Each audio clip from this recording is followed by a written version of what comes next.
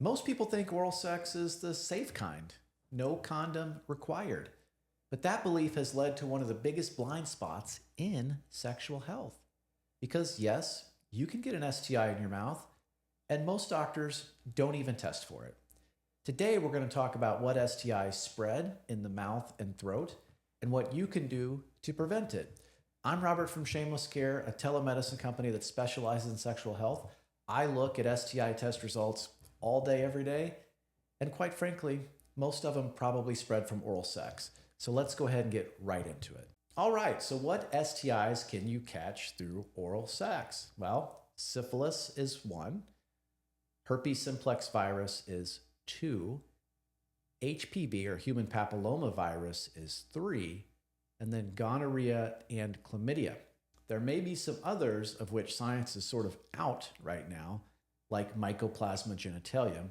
But for right now, we're going to focus on these five, and I'm going to give you a quick rundown on each of them. All right, let's go ahead and start with syphilis. Syphilis spreads through skin-to-skin contact and through sores. These sores may or may not be visible, but that is kind of the main way that it spreads. It's a bacterial infection. It's easily curable. The bad news is that it's not often tested for, and the testing can be a little bit tricky because there's treponemal and non-treponemal testing. I won't get into that right now. But bottom line is that syphilis can spread quite easily through oral sex. How can you prevent it? Doxypep is probably the number one way that you can prevent syphilis. Doxypep, which we offer at Shameless Care, cuts your risk of syphilis by about 85% or so. So extremely effective and inexpensive. Next, we will talk about herpes simplex virus. Now, herpes simplex virus, there are two types. There's type 1 and type 2. We used to call HSV type 1 oral herpes, and we used to call HSV type 2 genital herpes. But that script has more or less, I wouldn't say it's flipped, I would say it's gotten all mangled up. And that essentially what's happened is that recently in some studies, HSV1, which used to be considered oral herpes almost exclusively, has become the predominant form of genital herpes.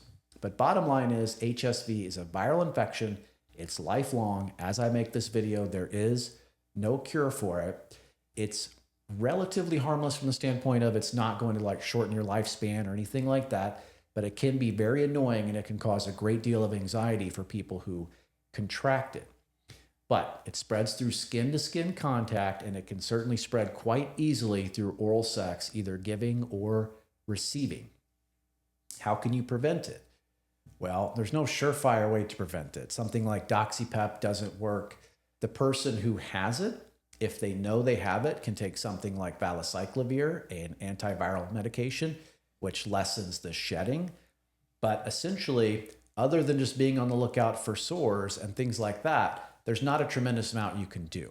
Obviously, and that goes for all of these infections, if you use barrier protection like condoms and dental dams, it lessens your risk. I'll talk more about that later. But for right now, that's HSV. Now we're going to talk about HPV or human papillomavirus. This spreads again through skin-to-skin contact. It's almost impossible to avoid if you're sexually active. That comes straight from the CDC, who says that everybody who's sexually active, generally speaking, is going to become infected with one or more strains of HPV over their lifetime. It's basically unavoidable. So what can you do to avoid it? Not much, quite frankly.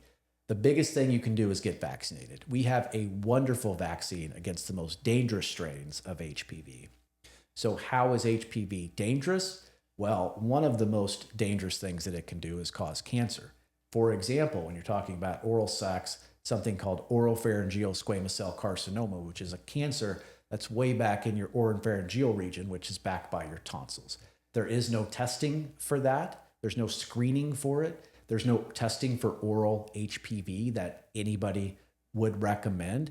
The main thing you can do is get vaccinated to protect yourself. Now, if you're under 45 and in the United States, that's a piece of cake. You walk into virtually any doctor's office, your insurance will pay for it.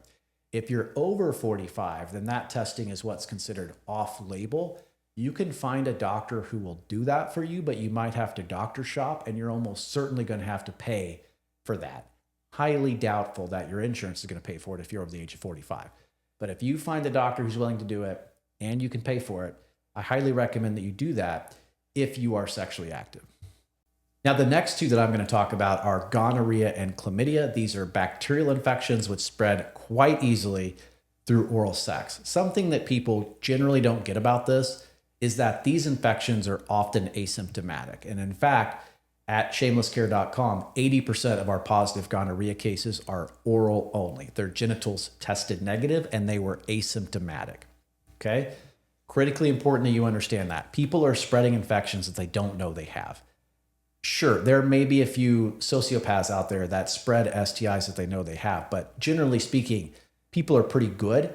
And when you're blowing up with gonorrhea symptoms, the last thing you're going to want to do is have sex. So just try to understand that these things are spread asymptomatically by people who don't know they have them.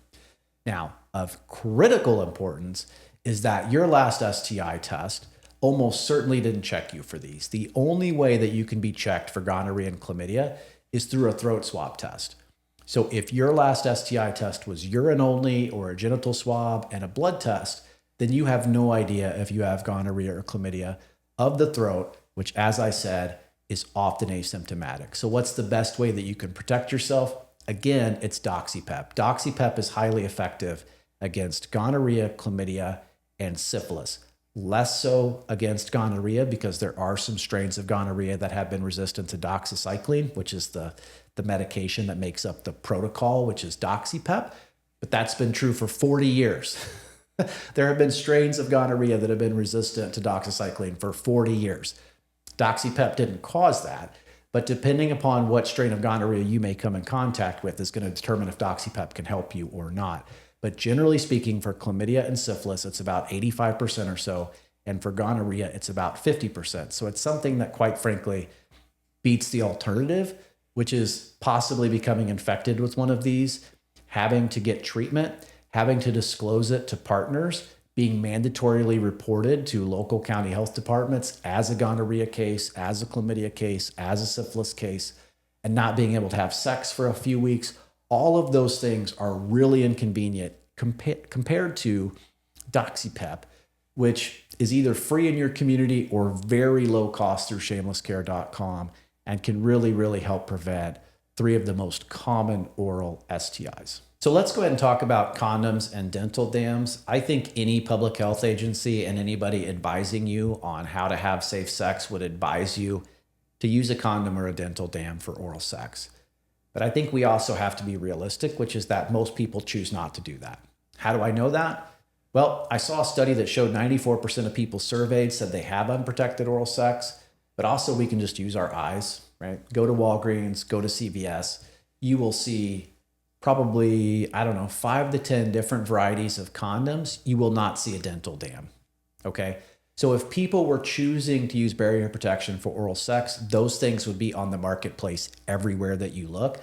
I think common sense would just tell us that people aren't. I'm not saying what people should do.